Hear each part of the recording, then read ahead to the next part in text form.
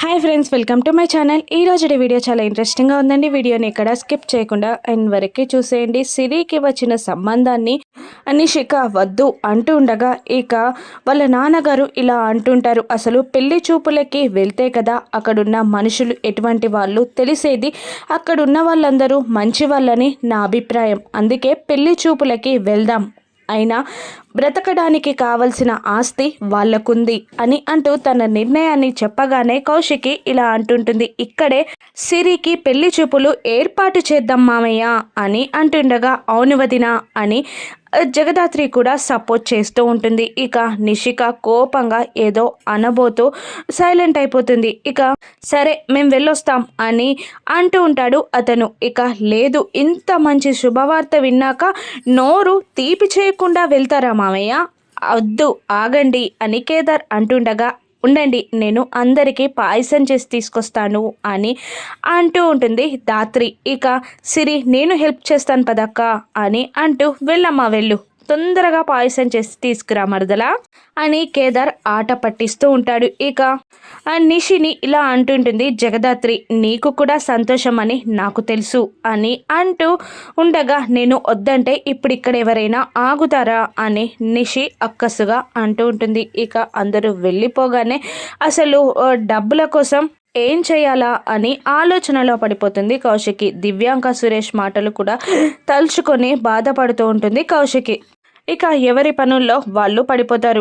Kaushiki money కోసం అందరికీ call చేసి అడుగుతుండగా అంత పెద్ద అమౌంట్ ఇప్పుడు లేదు, కాస్త టైం కావాలి అని అందరూ అడుగుతూ ఉంటారు. ఇక జగదాత్రి కౌశికి కోసం వెతుక్కుంటూ అక్కడే నిలబడి ఉన్న కేదార్ దగ్గరికి వచ్చి వదినెక్కడా అని అడుగుతుండగా ఏమో అంగో గార్డెన్లో కూర్చున్నారు, అప్పటి నుంచి ఫోన్లో మాట్లాడుతూనే ఉన్నారు అని కేదార్ అనగానే అవునా అంటూ కౌశికి దగ్గరికి వెళ్తారు జగదాత్రి కేదార్లు ఇద్దరు. అప్పుడే కాల్ కట్ చేసి డల్గా ఉంటుంది కౌశికి. ఏంటక్క అంతలా టెన్షన్ పడుతున్నావు అని అడుగుతూ ఉంటాడు కేదార్. అప్పుడు షేర్ కొనడానికి మనీ అడ్జస్ట్ అవ్వట్లేదు, ఎవరికి కాల్ చేసినా కూడా అంత పెద్ద అమౌంట్ కావాలి అంటే టైం కావాలి అని అడుగుతున్నారు, డబ్బులు అడ్జస్ట్ కాక టెన్షన్ పడుతున్నాను అని కౌశికి అనగానే ఇలా ఎందుకు చేస్తున్నారు వదిన, ప్రాపర్టీ అమ్మేస్తానన్నారు కదా, అన్నయ్యకి కాల్ చేసి మాట్లాడారా అని అడుగుతుండగా కౌశికి సైలెంట్ అయిపోతుంది. ఏమైంది వదిన,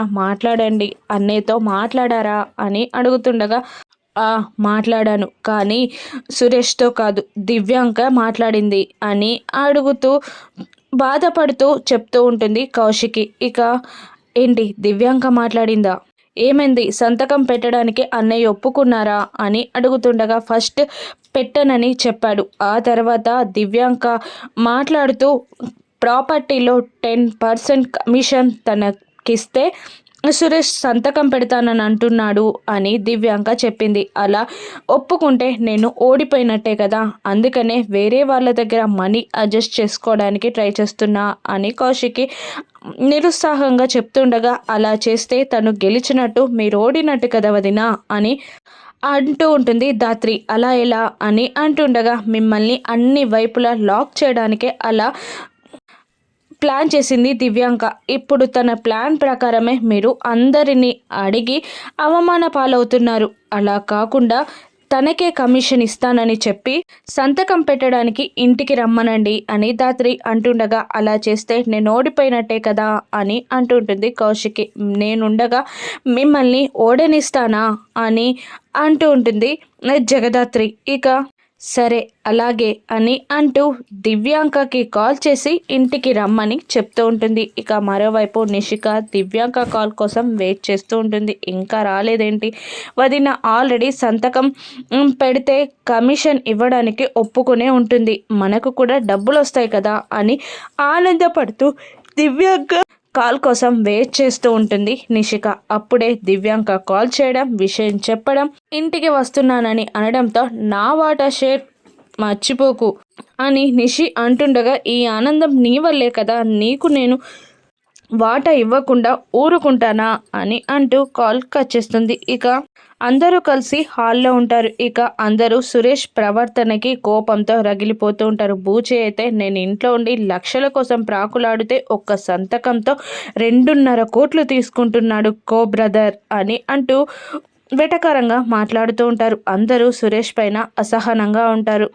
కౌశికి కూడా కోపంతో రగిలిపోతూ ఉంటుంది. ఇక సుధాకర్ ఇలా అంటుంటాడు, కౌశికిని ఎక్కడి దాకా వచ్చారో ఒక్కసారి అడగమ్మా, లేదంటే అగ్రిమెంట్కి టైం అయిపోతుంది అని అంటుంటాడు సుధాకర్. ఇక దాంతో సురేష్కి కాల్ చేస్తుంది కౌశిక్కి. సురేష్ కాల్ లిఫ్ట్ చేయబోతూ ఉండగా దివ్యాంక ఆ ఫోన్ని లాక్కొని, రింగ్ అవుతుంది నీ మొబైలే కానీ కాల్ వస్తుంది నా కోసం అని అంటూ కాల్ లిఫ్ట్ చేస్తుంది. సురేష్ ఎక్కడి దాకా వచ్చారు అని కౌశిక్కి అడుగుతుండగా, సురేష్ కాదు, సురేష్కి కాబోయే భార్య దివ్యాంక అని అంటూ ఉంటుంది. దివ్యాంక పొగరుగా, కలలు కంటూనే ఉండు కానీ ఎక్కడి దాకా వచ్చారు, అగ్రిమెంట్కి టైం అయిపోతుంది అని కౌశికి అనగానే 10 మినిట్స్లో అక్కడుంటాం అని అంటూ ఏదో చెప్పబోతూ ఉంటుంది దివ్యాంక. కానీ ఆ మాట వినకుండా కాల్ కట్ చేస్తుంది కౌశికి. ఈ పొగరంతా దించుతా, ఇప్పుడు నువ్విచ్చే డబ్బులతోనే నీ పతనం ఆరంభమవుతుంది అని దివ్యాంక పంతంగా అనుకుంటూ ఉంటుంది. ఇక కార్ దిగాక సురేష్ని వార్న్ చేస్తూ ఉంటుంది దివ్యాంక. నువ్వు లోపల ఏం జరిగినా కూడా ఒక్క మాట కూడా నన్ను అనకూడదు అని దివ్యాంక అంటుండగా, అంతలా ఏం జరుగుతుంది, ఏం చేశావు అని దివ్యాంకని అంటుంటాడు సురేష్. ఏది జరిగినా మన మంచి కోసమే, నువ్వు నన్ను ఏదైనా మాట అంటే నా ప్రెగ్నెన్సీ విషయం బయట పెట్టి సూసైడ్ చేసుకొని చచ్చిపోతా అని దివ్యాంక బెదిరిస్తూ ఉంటుంది. ఇక ఏమో ఏం చేయాలో, కౌశికి పరువు పోకూడదు అంటే కౌశికి కొన్ని రోజులు బాధపడాల్సిందే అని సురేష్ అనుకుంటూ ఉంటాడు. ఇక లోపలికి వచ్చిన దివ్యాంకాని చూసి నిషి రండి రండి మీకోసమే ఎదురు చూస్తున్నాను అని ఎక్సైటింగ్గా మాట్లాడుతుండగా కౌశికి కోపంగా చూస్తూ ఉంటుంది. ఇక సురేష్ని కాఫీ టీ ఏదైనా తాగుతారా అని నిషి అడుగుతుండగా, వద్దు, వచ్చిన పని చూస్తే నేను వెళ్ళిపోతాను అని సురేష్ అంటూ ఉండగా ఇక సురేష్ని తలా ఒక మాట అనడం స్టార్ట్ చేస్తారు. ముందుగా సుధాకర్ ఇలా అంటుంటాడు, అసలు నువ్వు ఇలా చేస్తావని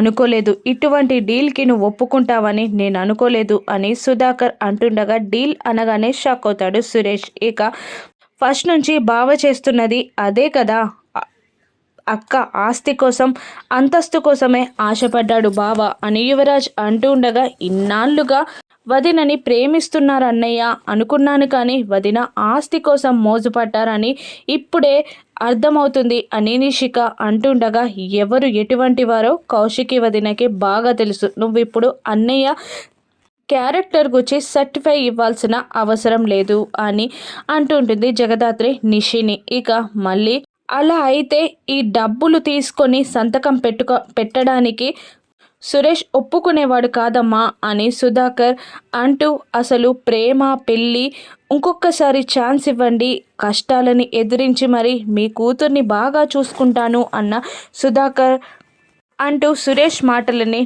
నమ్మకపోయింటే బాగుండేది అని సుధాకర్ డైరెక్ట్గా అనగానే ఇక సురేష్ కోపంగా పైకి లేచి, డబ్బులేంటి, డీలేంటి అని అనగానే అందరూ షాక్ అవుతారు. అప్పుడు జగదాత్రి నోరు తెరిచి, మీరు ప్రాపర్టీ డాక్యుమెంట్స్ పైన సైన్ పెట్టాలంటే 10% షేర్ని దివ్యాంకకి ఇవ్వాలని కండిషన్ పెట్టింది దివ్యాంక, మీకు తెలీదా అని అడుగుతూ ఉంటుంది జగదాత్రి. కోపంగా చూస్తూ ఉంటాడు సురేష్ దివ్యాంకని. ఇక దివ్యాంక పొగరుగా చూస్తూ ఉంటుంది. అప్పుడు కౌశిక్కి, ఇవి నీ మాటలు కావని దివ్యాంక మాటలని చెప్పు సురేష్ అని చాలా కోపంగా బాధగా సురేష్ని అంటూ ఉంటుంది కౌశికి. ఇక సురేష్ కోపంగా దివ్యాంకని చూస్తుండగా దివ్యాంక తన కడుపుపై చెయ్యి వేసుకొని నిజం చెప్పేస్తానంటూ కళ్ళతోనే పొగరుగా బెదిరిస్తూ ఉంటుంది దివ్యాంక. ఇక దాంతో చేసేది లేక, నిజం బయట పెట్టలేక ఆ ప్రాపర్టీ డాక్యుమెంట్స్ పైన సంతకం పెట్టి గబగబా అక్కడి నుండి వెళ్ళిపోతాడు సురేష్. అన్నయ్య అని జగదాత్రి అరుస్తున్నా వినడు. ఇక బాధపడుతూ ఉంటుంది కౌశికి. కార్ దగ్గరికి వెళ్ళి సురేష్ కూడా బాధపడుతూ ఉంటాడు. ఏంటి, నా డీల్ ప్రకారం నాకు ఇవ్వాల్సినవి ఇస్తే వెళ్ళిపోతాను అని దివ్యాంక అనగానే ఇక జగదాత్రికి సైగ చేస్తుంది కౌశికి. ఒక బ్యాగ్ని తీసుకొచ్చి, చాలా పెద్ద అమౌంట్ జాగ్రత్త అని జగదాత్రి అంటూ ఉంటుంది ఆ దివ్యాంకని. ఇక దివ్యాంక ఇది నీకు పెద్ద అమౌంట్ ఏమో నాకు కాదు అని ఎగతాళిగా మాట్లాడుతూ కౌశికి దగ్గరికి వెళ్ళి ముందుకు వంగి చాలా థ్యాంక్స్ నాకు డబ్బులు ఇచ్చినందుకు, నీ డౌన్ఫాల్ స్టార్ట్ అయింది, ఈ డబ్బులతోనే మేము పెళ్లి చేసుకుంటాం, ఇక నువ్వే దగ్గరుండి మా పెళ్లి చేయాలి అని అంటూ అక్కడి నుండి వెళ్ళి పోతుంది దివ్యాంక. ఇక సురేష్ని నమ్మాల్సింది కాదు, ఇంట్లోకి రానివ్వాల్సింది కాదు అని సుధాకర్ బాధగా అనుకుంటుంటాడు. అప్పుడే బయ్యర్ రావడం, ఆ సంతకాలు చూడడం, అడ్వాన్స్ ఇచ్చి వెళ్ళిపోవడం కూడా హడావుడిగా జరిగిపోతుంది. ఇక దివ్యాంక ప్రెగ్నెన్సీ నాటకాన్ని జగదాత్రి ఏ విధంగా బయటపెడుతుందో రానున్న ఎపిసోడ్స్లో చూద్దాం. Thank you for watching.